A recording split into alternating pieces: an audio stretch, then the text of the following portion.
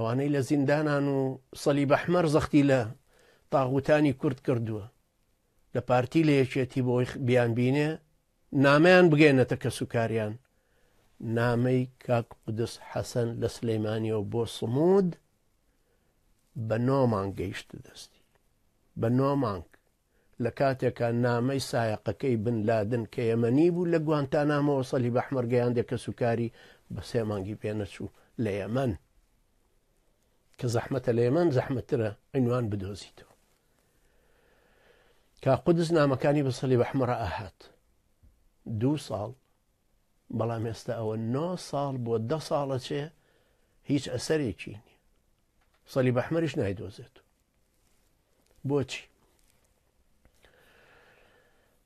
کەسێک گیرا بوو لە سلەیمانی کیسەیان کردبووە سەری بە دەستوری ئەمریکایەکان لە زمانی سەرکەوتی کوبە هەر لە سلەیمانی لەسەر جادە فڕاندبوویان.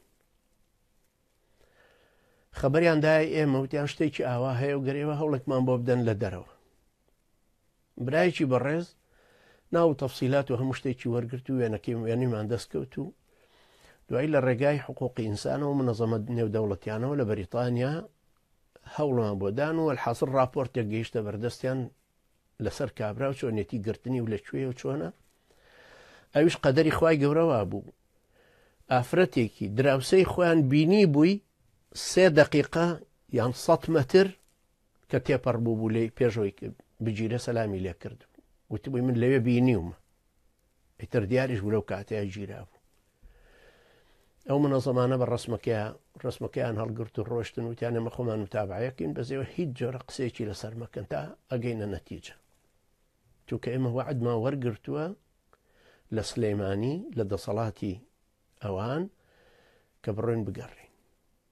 ئەم منەظەمە نێودەوڵەتیانە ڕۆشتن گەیشتنە زیندانەکە گەیشتنە کەسە زیندانیەکەش لە حەوشەکە لەگەڵ مەسئولەکانە ئەمان وەستا بوون و خەڵکەکە لە حەوشەکە هێنراونە دەرێ.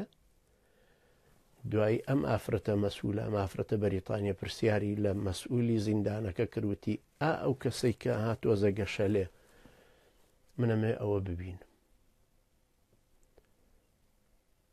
دوای وەختێکە مەجبور بوو تازە ئەبێ بیبینێ کە هێناویتی ئەوە ناوی چییە؟ سەیران کرد ناوی لە سجللا نەنووسراوە بۆ یەگەر لەژێر تەعزیبیانە مرد تەواو بزر ببێ بڵێن لێرە نییە. دوایەوە بە مەسئولەکەی و دوتی ئەمەزانین ئەمە چێیە کەی فڕاندووتانە و هیچ شتێکیشی لەسەر نییە. تەنانەت وەستا حەسەن مەسئولی ئاسایش یعنی مدیری ئەمن و لە زابتە ڕەشەکانی بەعس ئەوە تەڵەن حەسەن باشە ناسم لەبەرەوەی باوکیشمان هەر پۆلیس و هێویش حەمەی براشی تەحقیقکارە لە قەڵاچوالان. وەستا حەسەن تەنانەت پێی وتوی نوکتەیەکمان بۆ بگەڕێ تازەترین نوکتە چونکە کەسە سەرتاشە و عادەتەن قسە خۆشە و نوکتەی زۆرە یعنی گرتنەکەشی کەس نەیزانی لەسەر چی هیچیش نییە هەوەیەکی تیشی پێ بوو